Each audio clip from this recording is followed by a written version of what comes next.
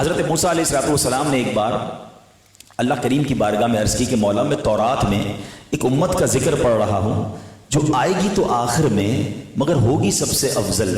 اے اللہ وہ ایک نیکی کرے گی اس کو 10 نیکیاں ملیں گی، اے اللہ وہ امت میری امت کر دے۔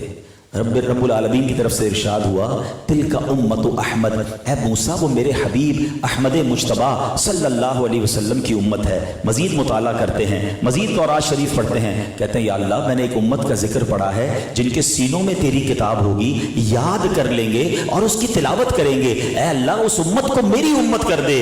ارشاد باری ہوتا ہے تلک امت احمد، اے موسیٰ وہ میری حبیب احمد مجتبی صلی اللہ علیہ وسلم کی امت ہے۔ کچھ عرصے تھوڑا اور مطالعہ کرنے کے بعد پھر عرض کرتے مولا میں نے ایک امت کا ذکر پڑھا ہے کہ جن کی شفاعت کی جائے گی، اے اللہ وہ امت میری امت کر دے۔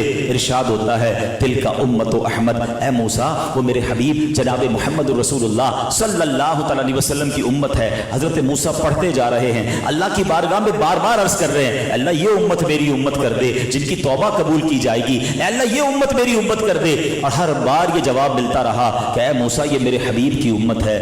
آخر میں حضرت موسیٰ پتہ ہے کیا کہتے ہیں، اے اللہ جب حضرت اس امت کی اہمیت اور فضیلت اتنی ہے تو مجھے بھی اس امت میں شامل فرما لے۔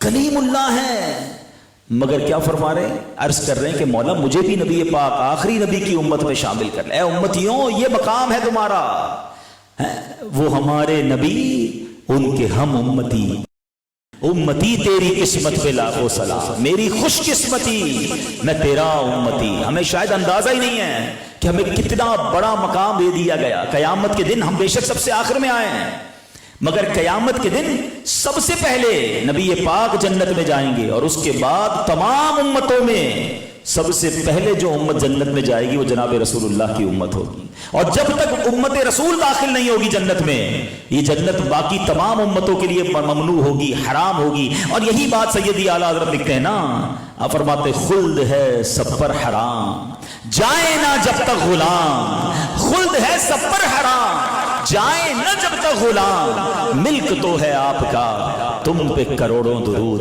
ارے سبحان اللہ، نبی پاک سے نسبت تو کیا ہو گئی، سبحان اللہ، آقا کے صدقے جنت میں بھی سب سے پہلے اس امت نے جانا ہے۔ قیامت کے دن ساری امتیں انتظار میں ہوں گی کہ حساب کتاب شروع ہو جائے، سب سے پہلے حساب بھی، سب سے پہلے اکاؤنٹیبلٹی بھی وہ اس امت کی ہوگی، اور پھر سبحان اللہ نبی پاک شفاعت کر کر کے اس امت کو بخشوائیں گے۔ اعلیٰ حضرت کہتے ہیں نا جو نہ بھولا ہم غریبوں کو رضا، آقا نہیں بھولے ہمیں، جو نہ بھولا ہم غریبوں کو رضا، یاد اس کی اپنی عادت کیجیے۔ تو ہمیں پیارے آقا کا امتی ہونے میں اس قدر انعامات ہیں کہ وہ ہمیں وہاں بھی یاد رکھیں۔